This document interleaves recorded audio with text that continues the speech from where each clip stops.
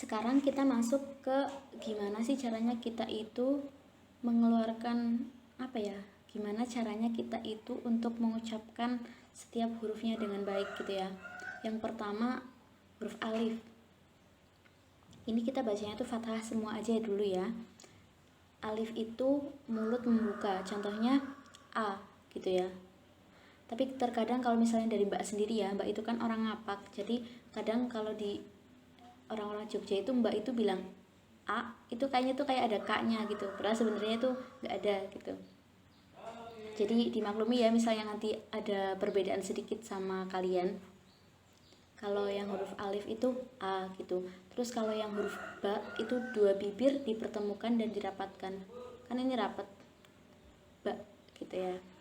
Kemudian yang ta itu ujung lidah dari arah permukaan atasnya bertemu dengan daging tempat tumbuh gigi seri atas. Pangkal lidah tidak terangkat. Ta gitu ya. Kemudian sa ini ujung lidah dari arah permukaan atasnya bertemu dengan ujung gigi seri atas pangkal lidah diturunkan. Sa gitu ya. Jadi ini sa itu beda dengan sa dan sya dan so itu ya. Itu agak mirip-mirip memang.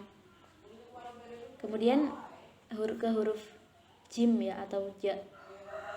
Kalau di huruf ja ini biasanya masalahnya itu ketika mereka yang mengucapkan itu ada jesnya gitu loh, kayak ja gitu.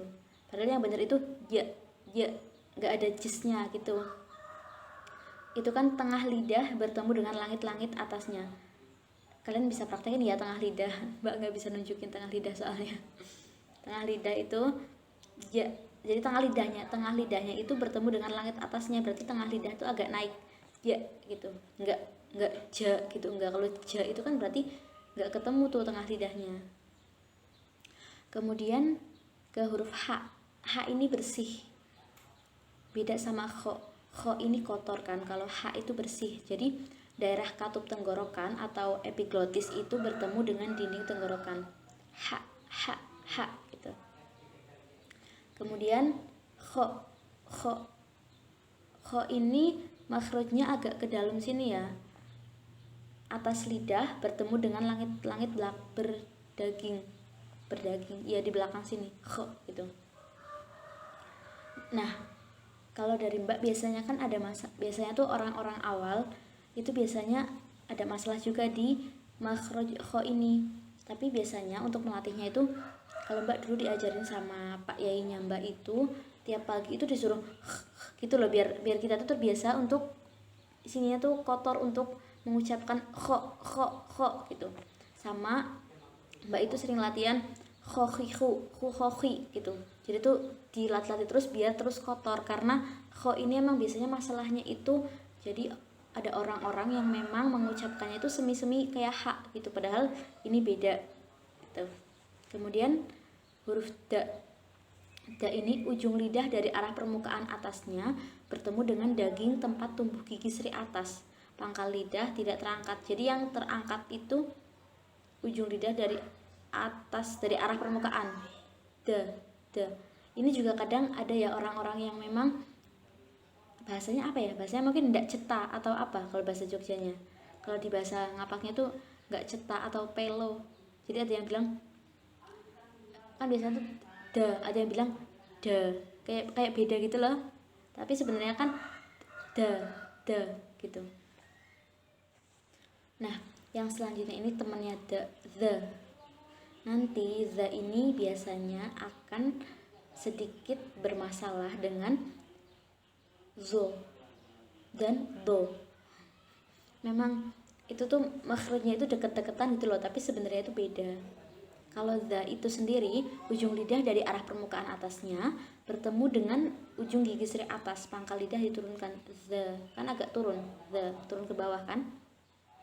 Nah, kemudian ro ini ujung lidah bertemu dengan gusi dua gigi seri lebih ke dalam sedikit ke permukaan atas lidah dari tempat keluar hukum nun. Ro gitu.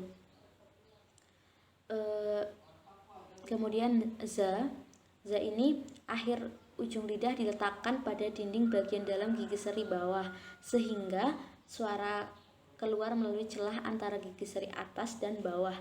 Pangkal lidah tidak terangkat, z. Ini kan pangkal lidahnya di sini aja, z gitu. Kemudian sa, ini sa dan sa. Kalau yang tadi yang awal itu yang temennya ta itu sa, agak ke depan dari lidahnya ya. Tapi kalau sa ini sa, cukup di dalam aja lidahnya, tipis gitu ya. Kemudian sya ini apa ya, tebel gitu loh, sya, ndak tipis kayak sa gitu. Kayak kalau mau latihan makhraj huruf sya ini, kalian bisa latihan dengan apa?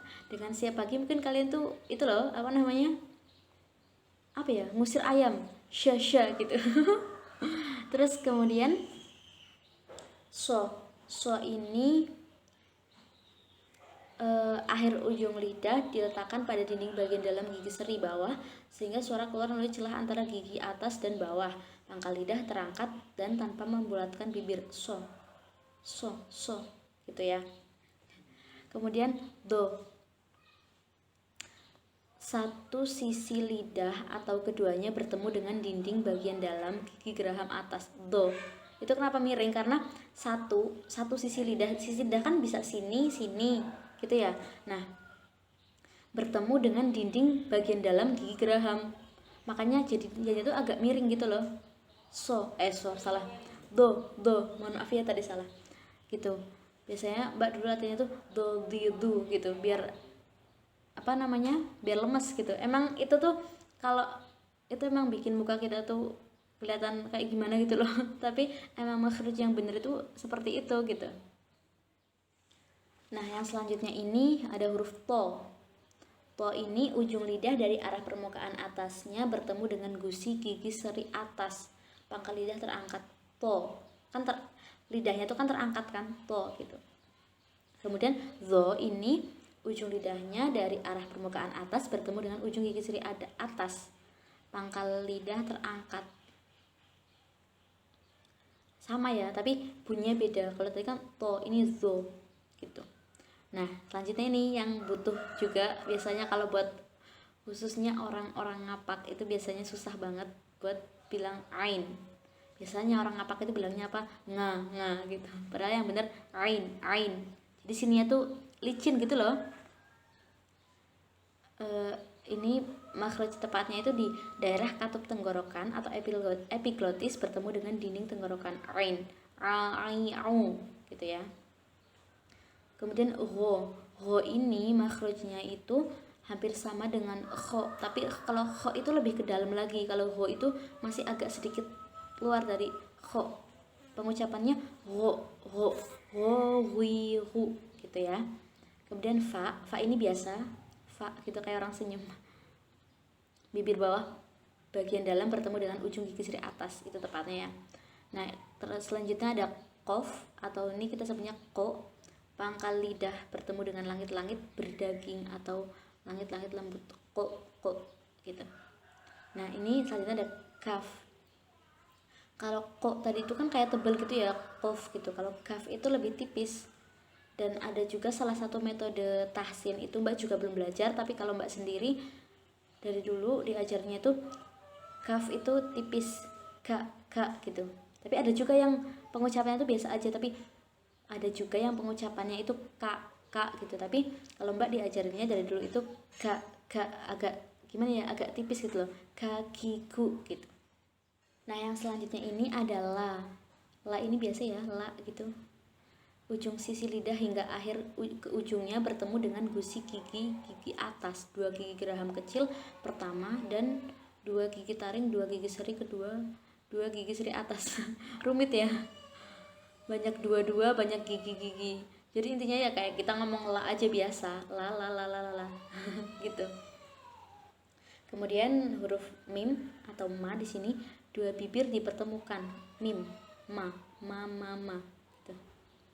Terus ada huruf nun, ujung lidah bertemu dengan gusi 2 gigi seri lebih ke bawah, sedikit dari makhraj lam disertai gunnah dari rongga hidung, na gitu.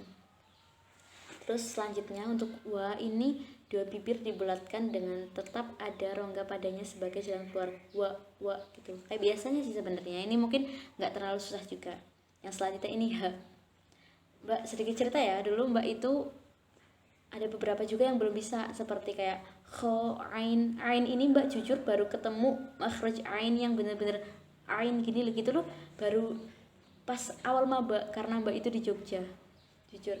Kemudian untuk H ini dulu itu Mbak kan di pesantren, kalau salah itu satu ayat, misalnya kita ngaji satu ayat gitu ya, nah kalau salah sampai 3 itu disuruh berdiri, dan Mbak itu salah 4 kalau nggak salah ya, terus Mbak berdiri, waktu itu salah di makhraj H, akhirnya Mbak disuruh apa latihannya sambil berdiri itu di depan orang-orang banyak, itu Mbak disuruh hahaha hihihi gitu loh. Sebenarnya malu banget, tapi ya mau gimana lagi gitu ya. Nah itu juga mungkin bisa buat alternatif ya, kalian yang suka banget ketawa itu bisa buat latihan makhraj huruf H gitu. H ini tuh kayak kita tuh mengeluarkan udara gitu loh, jadi kayak H H H gitu.